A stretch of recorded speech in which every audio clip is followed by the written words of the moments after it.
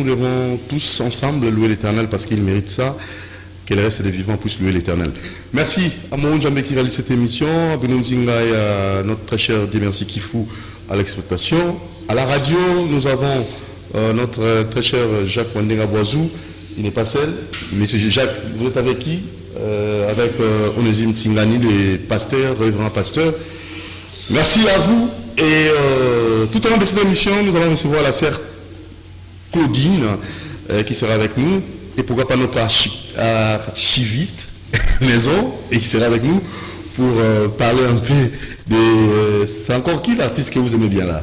C'est Merijo. Que nous avons aimé, que nous avons apprécié. Oui. Le savoir-faire. Oui. Ça va? Oui, ça va. On va revenir là. Bonne journée dominicale aussi. Merci. Souhaite, oui. Ça fait très bien. Il s'appelle Romain. Oui. Notre archiviste maison. Voilà, un professionnel. Oui, mais voici. En chair à os. Merci. Très bien. Place à quelques news. Donc, nous vous signalons que l'artiste musicien Borel de Paris, qui séjourne toujours à l'étranger, et nous allons suivre le point qu'il nous fait concernant son album Borel chante Borel par Borel. Voilà, il sera de retour, il sera Issakine dans les mois qui suivent. Voilà, donc vous aurez droit à cet entretien qui nous a accordé. Vous allez devoir avoir de plus en plus, vous allez avoir les informations concernant son album. Et je vous laisse suivre l'artiste en lieu place et lui pourra vous éclairer concernant un opus qu'il va comme ça mettre à votre disposition. Alors nous vous rappelons que vous nous suivez à la télé et vous nous écoutez à la radio Liberté Kinshasa. Alors je crois que nous Nzinga Kissabanjolo et voilà, et aussi Dimersi Kifou. Nous vous laissons suivre, c'est bon, on peut aller, Moro Djambé et toute l'équipe, Jacques Wandenga Boazou. Ah, je vais aller là, ma banga fort, le Jacques Wandenga Boazou. Il est toujours sage, il restera sage. N'est-ce pas, Onésime Tsingani? C'est parti avec Borel, chante Borel. Je comprends pas. En fait, ça, il y a une autre question, non? Parolier, et au Sunga, musicien Mingi, au Pessa énergie. Est-ce que vous comprenez été tant que vous avez petit, vous avez musique, vous avez producteur, vous avez on répond à la question sur les Nakin. Borel chante Borel par Borel, Pessa Makambo, Makambo. Vous pouvez consommer en haut, mais ceux qui petit, vous avez un musicien. Vous avez un musicien. Vous avez un producteur comme ça. Vous avez un grand, pour vous avez avant, vous avez un papier, vous avez un grand, vous avez un petit. Ceux qui pétent et ça nous Borel, Kosi Manto. Non, c'est là. Soyez awa. Pour répondre à la question, pour nous comprendre les soucis. Et les Kélina. Mais les gens vont consommer. Borel chante Borel par Borel. Pesa Makambu, Zon Makambu. C'est dans les bons. Nous recevons notre archiviste maison. C'est monsieur, c'est un monument de la chronique musicale. C'est un monsieur que nous devons conserver. C'est un monsieur que nous devons vraiment protéger parce que yé en lui seul, azana archive ya musicien nyonso, na ba oba kufa, na ba oba zana momoi. Azana on a livre té zana mutu. Yo tanga na livre mais yé zana mutu. Il s'appelle Monsieur Romain. Oui, on a un concert au Torocha juste après Nakata Lisolo. Monsieur Romain. Oui, merci pour le producteur de Motiri, notre chef. C'est lui, notre directeur des productions. En tout cas, nous allons féliciter devant le monde, parce que nous avons Doudou Montiri TV dans la chaîne YouTube. Nous allons féliciter la Radio Liberté Kinshasa, Ralik, auditeur Bazolandayo. Vous êtes un chroniqueur pétri du talent. Vous avez un archive, il y a un musicien, au bazar Momoy, il y a un Kufa. Vous avez un livre, mais vous avez la tête. Et vous avez la chronologie général. Romain, coup de chapeau. Romain, continuez Karabongo. Le pays a besoin de vous. La nation congolaise a besoin de vous. Koulimbate. Ah oui, non, le point, tout le monde 10 ans, on a rallye dans cette TV. 10 ans de service. Ou le manéni. C'est le chaîne, la TV, dans 10 ans, c'est pas changer sur 8 chaînes. Les arabes, tout le monde changer à tout moment. Toujours fidèle à CCTV, tous ali. Les chefs ont encadré Busso, la exception encore Moussala, tout le mingi.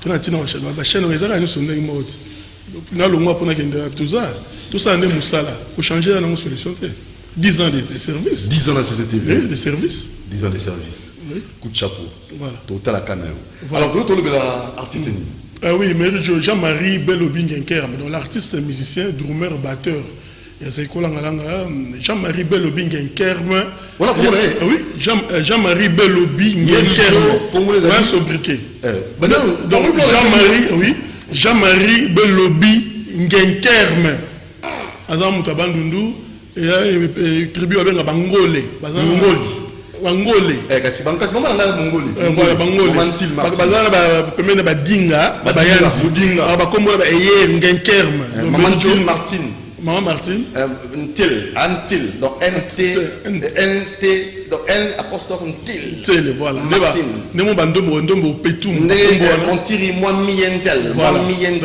parce que voilà l'homme de côté wana oui bango le mérite donc Ngenkerme drummer azaiko mérite a fait depuis jeudi le 27 août 2020 à Liège en Belgique.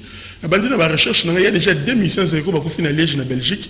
Il y a Matima Pio sous Zéphirin soliste Zaiko a kufara le 26 avril 1996 en Belgique à Liège et aussi Mérite a kufina Liège le 27 août 2020. Donc déjà 1500 Zaiko ba kufina Belgique na mboka na Liège. Donc Matima na Mérite.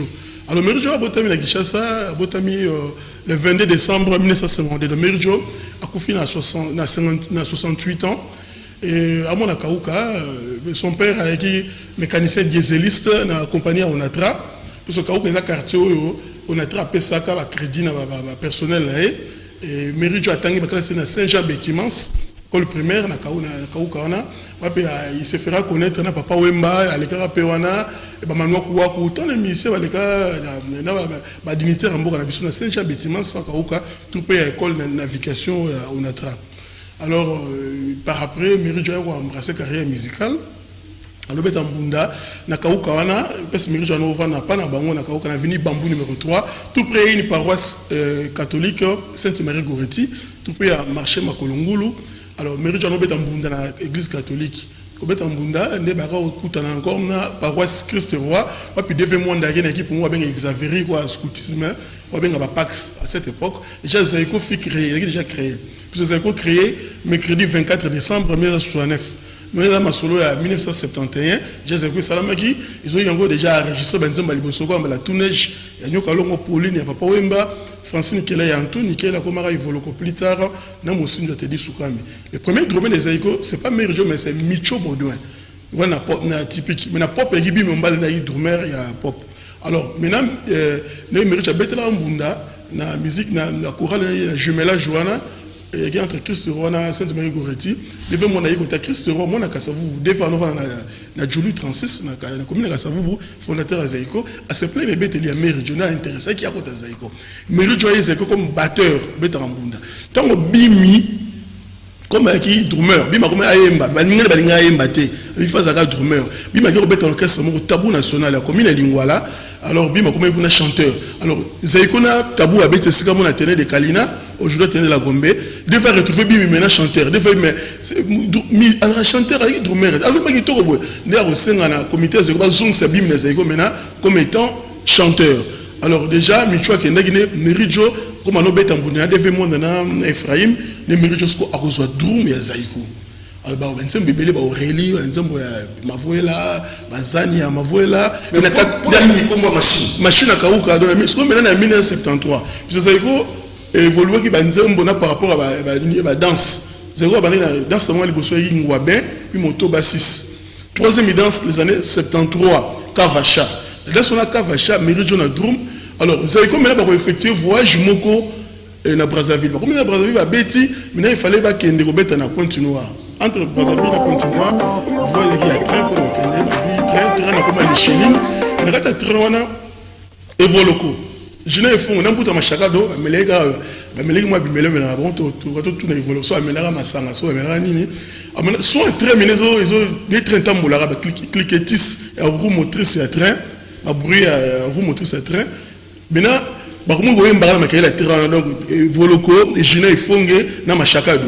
Bazo yemba. so Méridio avant d'aller na kita train et c'est Méridio mais son yo nengeni Méridio jusqu'au baguette ça font dire ça jusqu'au baguette azobeta sur un train na kit azobeta ba comme dit na jour à concert Jina bina na il ba bina mais est-ce que son on a trop pour beta on a concert raté Méridio a reproduit so ya train Michelin na pointe noire a betiango sur dans la betiango ils ont comme Jina bina ils ont comme raté n'est-ce que Méridio ko associé caisse claire ils appellent instrument accompagner la batterie dans la bêtise na caisse claire il va bien machine ya donc machine c'est le train Kauka c'est le quartier où il habitait Méridio quartier on a train na Kauka donc machine ya Kauka donc Méridio a imposé et Drumwana le lo Kauka donc Méridio a chef à tempo ba drumero tout ils allaient aussi ba Titina ba Maradona ba Al Capone ba quoi encore ba Kakol tout le monde ba Ilo Pablo ba Onion tout ba champion tous les drummers parce que toujours dans l'école à Méridio parce que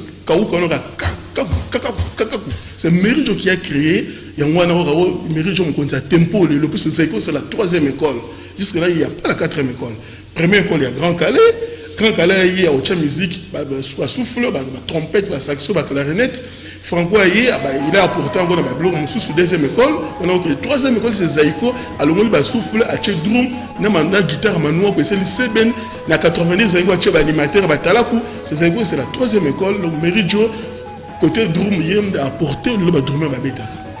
Voilà, alors, tous les programmes en psych, mais mais oui, il y a parce que sur le Congo, Méridio grand drummer, a Betty Benzem Bébélé à Batou, a Betty Drum et puis grand compositeur aussi. Nzembali Bosso à Salana Zaïko, na 74 à côté de la prison des cafés là, là, bien café là. Là, pour le lobe, j'ai des barres à la Kikoulou, là, en présent Mobutu, à Tchara, unité à police, moi qui n'aboie. Là, Méridio, là, café, là, Bimi à côté de la 74. C'est là où maintenant il est Pablo a remplacé Méridio na Zaïko. Il y a 76 là Méridio Bimi, 77 c'est l'Inzembonaye. Autres à cinéma, il y avait des cinémas. Filmé, bandio, balelanga, balela, kala. So filmé, si filmé, Sirio, on a opérateur Minda, donc nous avons bon sang la mer. Balelanga, balela, kala. Voilà, je sais. Voilà, je sais. Voilà. Nous avons musuko le la moto ko linga yote, bolinga avec là. Il y a Méridio na 82, ba Moussafi, même nous avons Kofi, parce que Kofi après vivre la musique à laquelle on va dans Saïko, Kofi le milieu. Nos condoléances aussi. Il y a comme CCTV dans le chef Doudou, Mouron Monstre, qu'on fait le midi après vivre. À l'écran, à Zaïko, à Sarah Zemmo, femme noire. Nous avons été Dourman, c'est Belobi, en 81. Dans le studio, la voix d'Isaïe, il y avait le preneur à Soye Katendi. Méridio d'Abetaki. Et puis, il y a des chansons encore comme Yangana, Isebola, Bakoloba, Bakolembe, Lelo Libala, Eponi, Ekolote. Nous avons Méridio. Betty Tomo Bali Nangai, Nabanzaki Toka Boni, Méridio. Nzembo talanga na misoko kiti salongite pona soni baninga be Méridio noko jipe kolembe ba na te Méridio.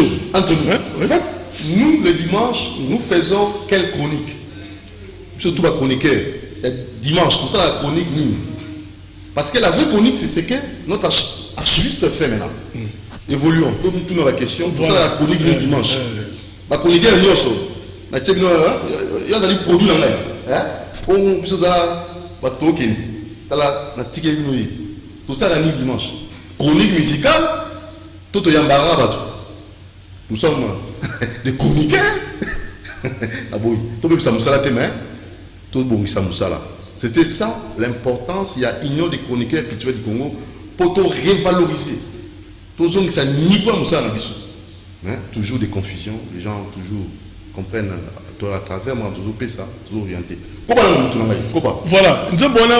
nous quand j'ai pas Colombe d'ailleurs Méridio na bandela malgré mais il y a un problème ba drummer bazan sous pas tellement la studio puisque à l'époque il y avait studio live beaucoup de concert vous enregistré donc le concert vous enregistré il y a studio VV il y a Renapec tout ça mais par après la technologie tout comme une analogie comme le ba drummer ba beta pas tellement comme une programmation mais les gens bon 7x7 nous sommes presque souka avant Méridio pas kabana josa omara na kanga on a photo ya bambanda na limbisa cap pour un passage après ça on a moi je vous dis il y a une quelle concert à Zaïko na Kimponza on a mis aux anasima Méridio a une machine so azo beta azo tokati na pantalon on a chiro na solo na barosa oncle ba plus na basse na mutingi donc les équipes vraiment musique on a bêtise te donc Méridio vraiment paix à son âme, mais l'artiste ne meurt pas, l'artiste est immortel. Méridio Forever, œuvre naé, n'a imposé d'où n'est étiqueté, le loba musicien peut pas imposer. Oh allélo, surtout dans la question là. Lelo, aux guitaristes, aux composants, parce que vous avez six mois grand compositeur, aux guitaristes, au composant rien. Bon, pour moi, le Sokoda, il y a maintenant droit voisin, allez, c'est-à-dire, oyo. Sur le bêtis, on a une guitare. C'est pour ça que Sokoda a associé pour trouver une guitare, un saxophone, vraiment quelque chose.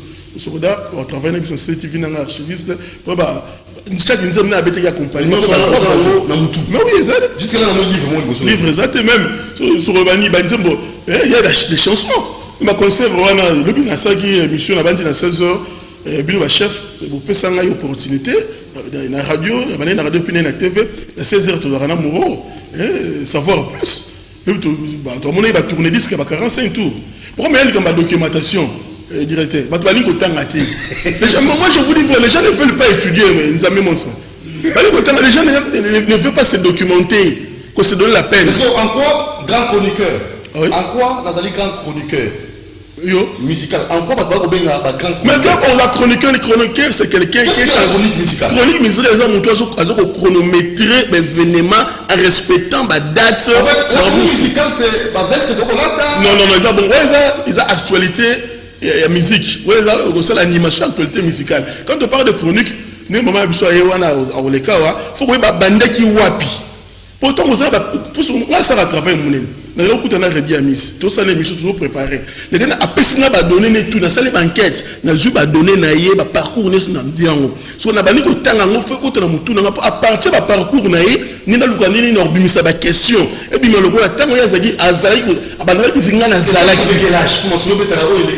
mais c'est ça la documentation. Donc, il faut que vie artiste. Mais comment est-ce que vous avez la capacité de l'artiste? Mais exactement. Tant au temps, comment tu appelles la capacité? Il y aurait pas pour eux. Mais comment est-ce que vous mémorisez encore les ça de mission? Mais vous mémorisez parce que les armes sont là, dans la livre, mais pour ce que l'un tout dans le cerveau de Korokama. Mais ça les gens sont basés à giga mouké là. Ils ne veulent pas. Donc, ça dit, soit quand on a raté, c'est que la classe peut passer par corruption. Pour la classe, nous, on bloqué la définition de la géographie. La géographie est une science qui étudie la description de la Terre. Tout le monde tout. Machiavel est l'Italien qui publie un livre vraiment révolutionnaire. Et cet ouvrage, il a affiché la politique sans scrupule. Oui, on attend la première séance. La bloqué Bakaye, tout le monde peut bloquer. Mais nous sommes capables de bloquer chronologie à musique. Mais oui, mais là, nous sommes qui mérite biographie. Nous sommes le même jour, pas la bango. Mais il ne regarde sur le moment, j'ai écrit le Bible sur Zali, on a matin, la petite sœur à Méridio. Alors, on a comment? Tant qu'on a un moment, on a groupé, on a vérifié. Pour vérifier, authentifier. Mais oui, j'ai vérifié parce que, après ça, la biographie familiale, ça dit, la vérifié. Documentation, là, point repère. Tout cela dans manuel dans bagage na relique et nous avons un CG bâtiment ba mission c'est il y a tout à kuna attends Méridio, j'ai confirmé que l'information est vraie. Très bien, c'est ça. Alors investigation. Très bien, investigation, prévoit l'appui. Alors programme obsèque. Programme et obsèque. Bandi ils ont entre jeudi ou vendredi. Parce que tu as une communication à présent Dio Salemba au Rosana Bisopea mon conseiller est directeur à production, directeur à programme Romain Makonda. Bon tout ça spécial Méridio courant semaine. N'est pas une image de qualité. Donc, mercredi ou jeudi, donc entre deux jours. Entre deux podiums, il y a des gens à Kaouka. Ils ont morgue à cinquantenaire. Morgue à cinquantenaire. Voilà. Merci beaucoup, archiviste de la CCTV. Voilà. Et la nation a besoin de vous. Merci encore. 10 ans de service de CCTV. Courage. Voilà. Alors, quand il y a nos concerts, on a un concert. Zaïko a été en esplanade, il a appelé du peuple en 1983. Et il a sorti officielle, il y avait Popo Lipo, Beniko, il y avait encore Jimmy Yaba, Zaïko a été guitare à mi solo. Et il y avait encore des talents comme Nono, déjà premier et deuxième concert, JP Boussé. Oh, on a du veste, la chemise, pour leur attaquer le taureau, à l'époque, veste lin. Je peux vous remplacer les Kings à côté de prison à Portugal. Il fallait maintenant chercher la voie correcte des Kings. C'est pour cela je peux remplacer les Kings. Donc il est sorti avec le Doom. Il est Pablo. Donc Pablo a mis un cymbale, mais il a une caisse claire, une cadence. Donc Méridio a dit couleur à Zaïko, il y a des rythmiques à Zaïko. Très bien. Oui. Alors, oui, Belabiso, archiviste, c'est Nabiso. Attends, vous allez bien voir. Merci beaucoup. Donc, mardi, jeudi, mercredi, corps, il y a Méridio, on a morgue cinquantenaire pour rendre hommage aux oiseaux mérités, parce que c'est là qui mini. Alors, nous avons un artiste musicien et un manager. Ah, il y a une musique, il y a un manager. Bonjour. Ah oui, bonjour. Oui, tu es comment là? Oui, le nom c'est Mister Yezi. L'artiste est au sa buzz Nathan Oazouan à Moto Makasi. Le nom c'est Mister Yezi. Mister Yezi. Oui. Et ton manager s'appelle Hassan. Hassan. Oui. Ah, Ola Nigérian. Malien, hein? Ah, il a raison, hein? Oui, il a bêté hier parce que courageux, comme manager un jour. Tu as commencé à peine comment? On va Nicolas venir. Non, on s'est débrouillé quand même pour ça. Manager. Ah! Hassan. Hassan, hein? Oui. Très bien. Alors pourquoi vous préférez, vous avez permis un micro, au manager Yes? Ministère Yézi. Pourquoi? Donc, peut-être chez nous en Afrique, on n'a pas idée à conclure les Kamukina Souka. Quand on a vu quelqu'un se débrouiller, il faut repérer ça et encouragement, aux à tout près de lui. La qualité ne me pas à Mister Yes. Non, parce que j'ai vu qu'à venir les alliés. À venir les alliés. Oui. Mais quand on va à venir les alliés. Azongelanga boyebi esina futa e sitepe motema ezoka ya korepare no bapota o sala nyonso kaka polakisa bato koza yanga na leli sala nyonso kaka polakisa bato koza yanga Pablo Ezebele Pablo Ezebele oui Nazo bon, on a le sous nouveau single en entier, mais c'est comme mon bébé, au capé bientôt, Anna. Mon bébé, il y a un monde, il y en a moto à ma casse, c'est ça qui va te voir au Kim. Oui, bébé, on aime. Mon bébé, bon, on a vu que conclusion, il y a. Bon, tout le bas, moi, si on a un ici, bon, elle en est qu'on s'est perdu trop, mais on est qu'on rejeté. Bon, on a yembélé juste pour y a validé, disons. Il y a validé pour. On valorisé. Oui, on a valorisé. Oui. Avant, elle me craquait, disons. Et on a abonné comme il ça n'a comprendre que non, elle-même sérieusement. Et tant on l'a nié, il y a un motif. Oui, non, et ça, on dit, mais elle a valorisé un peu, elle a mis ça, ce qu'on cachait, bien. Oui, on a fait ça, oui. Vu qu'il y a carrière artistique, on a ça, on a fait ces chance, on a la qui s'est, on a venu sur que non. Oui, bah, ici. Oui, bah, et les cas, on a l'amour, et ça, l'a bien. Il y a moi un de mon bébé, je suis un top, ma casse, artiste, et on sa bonne musique. Non, bah non, la live, non, ça vient. Pour Malien, à Salamon, il y a la série. Et ça là qui n'a période à confinement, comme tout le monde se confinait à la maison, je pense qu'elle avait eu des décisions. La go, elle avait plus des inclinations. Oh, même quand on conversait, elle me portait trop de corrections. Maman, la go, elle me craquait de loin. Même devant moi, yaya nanga alinga kana benye bébé. Oh, na benye bébé. Malgré babouzo balinga na benye bébé. Oh, na benye bébé. To love is good, but to love is get up. Why do be happy? I said to get up. This party beautiful fade to make up. Baby, stand up. I always stand up. Do you like me, baby? If you don't like me, baby, do you like me, baby? For off to say me, baby, do you like me, baby? On est cher de poule pas manager. Il y a moins de gagner. Personne ne sait déjà. Il y a moins de gagner. Il y a moins de saliquer. Comment? On est de cher de poule, hein? Non, il y a l'avenir. Avenir est allé. Alors, vous allez manager l'artiste, vous allez faire comment? Vous allez dans le studio, on continue le studio, promotion album, vous allez. Donc, quand même, on se prépare pour les clips des chansons totales pour l'instant, mais le projet Zébélé. Au la TVT, hein? Non. Tant que clip est ça, il faut les les canaux télé. C'est un projet, on va un concert, on va faire voyager. Tout ça est né en bas. On va en Afrique, on va en Paris, on va en LSC. Non, avec la grâce de Dieu, tout ira bien.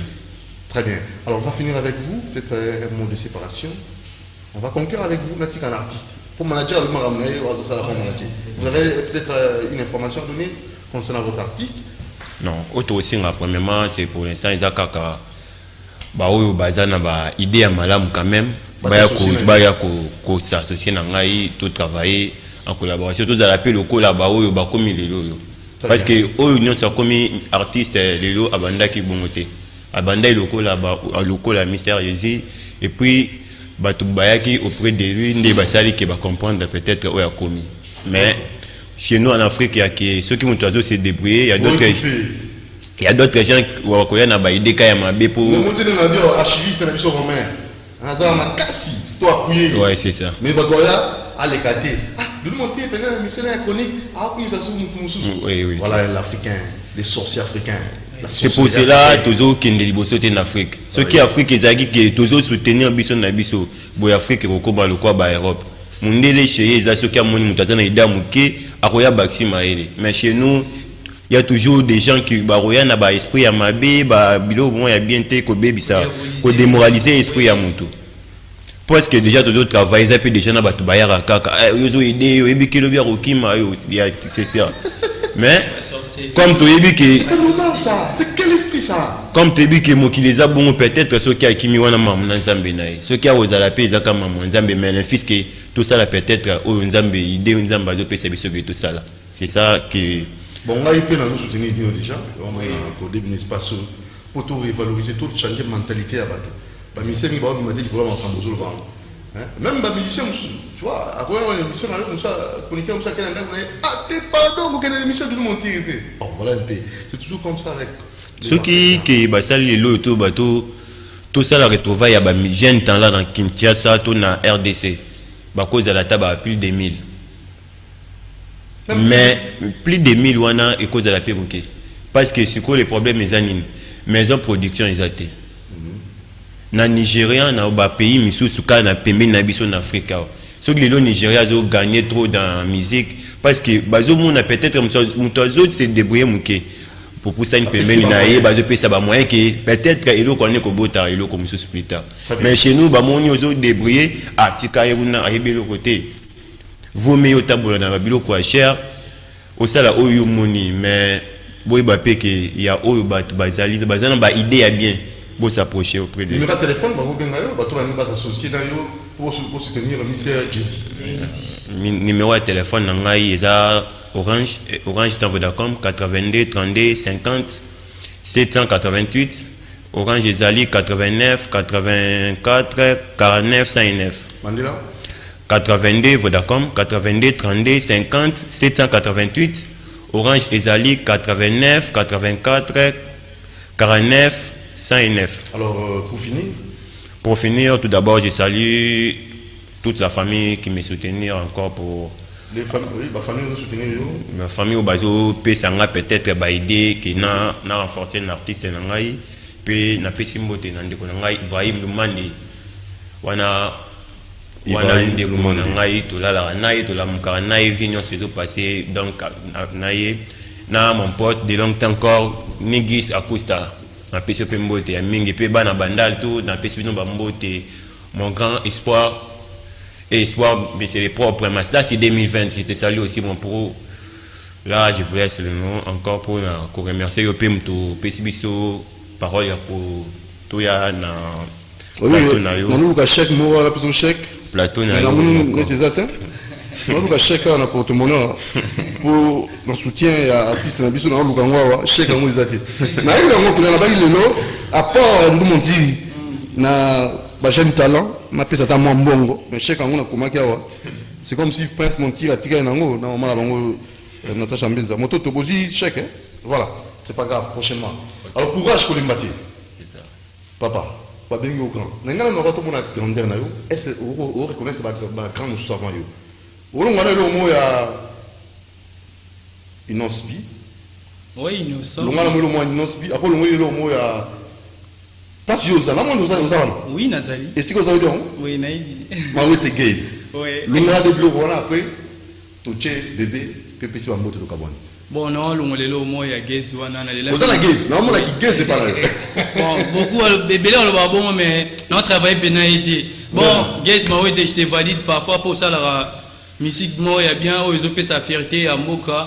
nalinga mingi son na oyo ya loi talion oiza baby je fais appel aux anges pour témoigner que chérie je t'ai donné mon cœur et tu l'as brisé bolingo ya otetote la loi d'Italion bolingo mabe bolingo ya otetote la loi d'Italion bolingo mabe.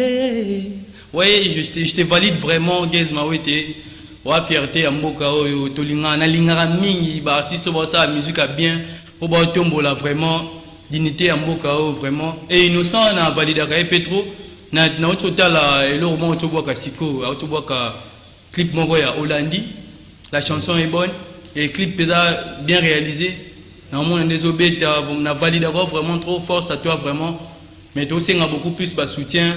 Pour aider artistes et Zazoya, dans les jours à venir, il y a guerre makasi. Mais numéro de téléphone? Bon, numéro il y a téléphone à Mister Yezi, Nazara na Simoko. Vodacom Gaga, Ezali Bourgozoa 082 34 96 278 pour Nabao qui bien je peux répéter 082 34 96 278. Voilà. Alors, moi, salutation. Oui, salutation, on peut ça, salutation mingi, na bless la Cardi B, il y a Général Keats, il y a Sage Biswami, na pesi mode mingi na Salomon Premier, ba Hollanda na Enoch, Kembo, na pesi mode na Orto Manager, na pesi mode na base tout au bas soutenir na bana eton tout nyonso, na artiste tout au bas ça la musique qui a bien en mboka na biso ba sa fierté. Je vous remercie vraiment. Merci, monsieur Ahmed, Hassan et Abel a chuté. Et Mister Yes, I like it. Oui. Alors, plein succès, beau vent. Merci. Et non, peut ça sous mote mingi, na ba réalisateur tout, na ba chef tout ya CCTV, 10 ans de plus encore. 10 ans de plus encore. 10 ans de plus encore. Mais là trop na pesi mote na ba tout. Au bataillon, au landing, merci vraiment. Si on tient sur 10 ans, comment on a combien 40 ans d'expérience. Oui, ça a fierté, aussi ça, ça l'a bien. Il faut ça. Moi, c'est bien. Tu vas valider au bon mot. On a fait émission. Non, j'ai changé de. Ah, 2 ans. Ah, gaga. Très bien, c'est parti avec Mister Yezi. Béba, merci. Courage, Mister Yezi. Jay-Z, on a changé comme notre Jay-Z. Ici, et Mister Hassan, et fait, les managers Hassan, courage, on est déjà bien. Et Simba, notre invité principal, la sœur Micheline, Claudine. Nous sommes paix à les âmes. Donc, maman Claudine Moni. Très bien par la grâce de Dieu. Santé bien. Tout va bien avec Jésus. Qui m'y a solo katnaïs. D'abord félicitations. Félicitations. Merci. Amen. Là c'est qu'il est. Ok. Alors bon, au fin de mine bon, tout va dire merci quoi. Pas comme fou même. Toi déjà déconfiné. Mais ça c'est moi témoignage. Ma casse. On y m'a été. Ah d'accord. On y m'a été. D'autres vendons la temps autres. Mouké. Après latinos. Et maintenant on va ça pas. Et ça bon. Très bien. Alors parlons de votre album. Ezo Tamboulane, comportement en fait à terrain. Oui, en tout cas Nakoki Kobandate ça pourtant na appelé ça d'abord merci na Jésus-Christ de Nazareth. Très bien. Il y a des producteurs nangapo na mokilia wazanga producteur te. Il y a des producteurs spirituels oazo kenanga na escalier et vraiment merci na batnoso o pe ba soni penga pour na ça d'abord œuvre oyo. Donc comme ça la œuvre aussi sango vraiment rezali grâce paix. Et bon, en tout cas, pour la santé, on a un Tony Wana qui album, n'a pas ça peuple de Dieu. Ce qui, Bodagi, qu'on découvre ici à Claudie Bimoana, n'a pas clip bon comme on a média pendant des années. Oui. C'est maintenant que à achever en go. Donc, qu'on achever d'abord œuvre, c'est que qu'on enregistrer audio et puis qu'on tourne ma clip union sur qu'on silisa. C'est maintenant que qu'il a achevé album, n'a pas clip union sur 12 titres et 2020 des années OK c'est Rodine a bandi pensant des promotions. De état de santé il y a album au n'exalé donc année onde na vandi soko penda calme na bandi promotion nanga ya banzembo bo bana komona do banzembo nyonso na oyo boso fera qu'il boso on a bandaka nango na on a zo 6 nango on a 6 déjà suka ah donc nyonso soko nde zo zonga ndina do ba soko ba émission télévisée bien donc nde état de santé à Moussala Oyo. Très bien. Alors, nous sommes qui dans la régie, Bino Dinga a balancé nos clips à Liboso pour nous tout zonga, tout sur la magamus. Qui m'est solo Katina Yesu Christ. Pour ça qu'ils aiment maman Claudie. En tout cas, merci beaucoup. Ezali ba inspiration za pesa kabiso. Biso to composer ka penzate. Biso to kande ba inspiration. OK. Nous avons appelé sur inspiration. Ah, nous avons commis ce qu'on donc, nous avons tiré la Bible dans Philippiens 4, 6 à 7e verset. Titre album, qui m'a sur le 4, tu tiré dans Philippiens 4, 6 à 7e verset. Ne vous inquiétez de rien, mais en toutes choses, faites connaître vos besoins à Dieu par des prières et par des supplications. Et avec des actions de grâce. Et la paix de Dieu gardera vos cœurs. Et la paix. Ne vous inquiétez de rien, mais en toutes choses, faites connaître vos besoins à Dieu par des prières et par des supplications. Et avec des actions de grâce. Et la paix de Dieu qui surpasse toute intelligence gardez vos cœurs et vos pensées en Jésus. Voilà. C'est là où c'est très bien. Qui a tiré le titre on a album. Alors, moi, pour dire le lelo, pour toi qui est demandé même la souka déjà. Oui. Et puis ça biso, bah difficulté aux amours et bah tout bazolanda yo, on va pour soutenir puis œuvre yo. Oui, producteur des Nzambe, mais quand même bazolanda même les bandes d'Amboka, na nous montrer TV na YouTube. Il y a bien un bateau qui va aller au cinéma, dans le Nzambe. Oui. On a appelé artiste, moi mon solo, moi pour soutenir pour nous peut décevoir entre nous soit dit. Aussi. On me repère ce numéro de téléphone. Ok. Pendant que nous sommes ko soutenir maman Claudie Bimwana, elle a soutenu ko musala Nzambe ngaite. Pendant que nous sommes soutenir musala Nzambe message et que ne peut bibale belé. Akobenga biso na 081 81 48 507 081 81 48 507. Voilà le numéro de téléphone. Numéro de téléphone. Alors na YouTube déjà tout ça déjà disponible na YouTube na chaîne na biso. Ah comment on? Ce qui obetika Claudine Bimwana. Okomona ba clip nyonso ekobima. OK. Album na 12 titres. Toi déjà qui na YouTube en tout cas télécharger biso. S'abonner, c'est tout vous s'abonner. Pour nombre ya vu na nombre ya ba abonnement na ceux qui est comme peu mingi roba qui peut ndipe ko kanisa biso quelque chose. Lora maya TV na ko une multi. Ah abonné. Bon, ba abonné. Bon. Ba to bato bazali ko s'abonner na chaîne na biso. Qui ba na belé. Ah félicitations. Moi so tune mata bangote. Ah félicitations. Et puis ba vu pe so mata makasi. En tout cas papa nza zo melo kumpo taka ndenge qui va passer mingi penza na ba émission en live boete mais nombre ya baza ko s'abonner. Alors ba balingi ba région de yo na yo. Oui. Ba ko mape ko yemba na. Eza pe na ba mingi déjà oui qui ba mingi bazo benga pe ba. C'est possible. Tous ara mo. Bon. Bande ko musuba bazali. Musuba ba kisamati bazila. Bazela qui to ça l'appel na ngo penza. Très bien. Maintenant baza déjà na ba sunga na na ba. Ce qui moi déplacement bazali. Mais programme. Jusque là qui to ko passer pe ko pesa po to le ngana ko s'occuper na makambo hein. On a ba ki to be na ngo na suka. likambo ndimela Yesu nzembo wana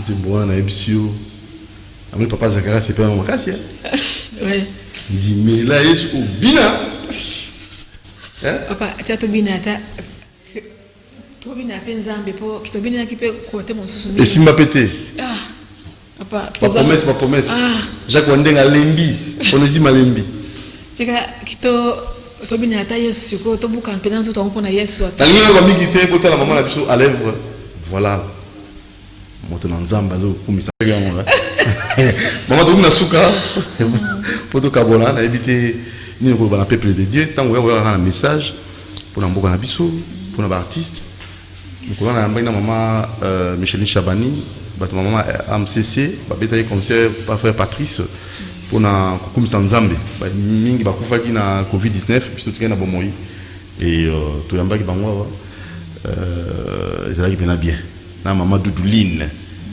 bataki awa maman Siska na éviter message nous allons pour na bukabwana en tout cas qui message yango pe ezo qui ba problème voilà papa Zakari à mon na TV TV a songi songi qui message yango qui pezo coïncider kaka na moni qui message pe ya kimia ezo coïncider pe na oyo mboka ezana ngo besoin. OK. La paix. En tout cas, je l'assure bien aimé que la paix ezali qui a on ezali ezali elo komoko yo mutu nyonso azana ngo besoin. Très bien. Ezala pays, ezala biso ba musicien, ezala ba politicien. La paix. La paix. Na minembwe. La paix na est. Qui na est kuna ndenge Nzambe kaka. Papa Doudou. Alors, que vraiment qui n'a souhaité que kimia et quel que soit n'importe quel problème on te cause à Nango. La paix. Que tu veux kimia moni. Tu vas te que c'est le comment que bon. Na baka que soit kimia non non. Tu oses dans la carte na yo. Il faut cultiver ango. Très bien. Vous voyez? Donc c'est ça la paix. Donc c'est pas que comment on bon. Recevez la paix, non. Et c'est là comment on a conseillé Moutounionso, que quel que soit pour nous en ango. Bando luka o cultiver qui mien na motema na yo. OK. Très bien. Nde ekosunga oke o saba dégâté qui na moment oyo o céder na bata tentation ou bien na ba provocation. Dis-moi d'une autre et à tout. Donc il y a un événement, rentrée scolaire à 5 dégâts. Donc fin de l'année, bonne année à 5 dégâts. Nous devons cultiver vraiment la paix. Et il y a des dégâts. Soit on peut mettre l'événement, il faut paix venir à Meki. Nous devons cultiver la paix parce que le temps est dur. Pas ces alliés, les alliés. Merci. Nous devons cultiver la paix. C'est très profond ces messages. Merci beaucoup, maman. Alors moi, je suis oui, qui n'a pas si bien d'emboté. D'abord. Na Jésus-Christ de Nazareth, merci. Et puis, na pesi yango na fiancé, na a déjà fiancé officiellement. Amen.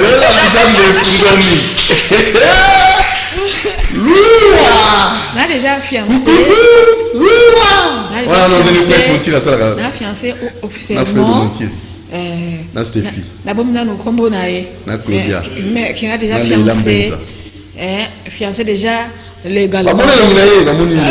Ah bon? La TV. Ça la TV. Amen. Biso to ya ko modérer mariage wana. Mo njambe bino nzinga manager na yo. Na kifude merci papa Jacques Wandenga. Soutenir ngana musala o ya to supporter ba caprice nango. Mamuki azana ngo azo soutenir déjà musala donc na mapambolo makasi et na pesi ma merci na que mukolo chaîne papa na biso na Jean-Pierre ce qui chaîne na papa qui doit message na maman Liliane qui doit pas de message na papa de na biso Jean-Jacques na papa Doudou Montiri na papa Nzambe Moro Nzambe hein na papa Eric Eric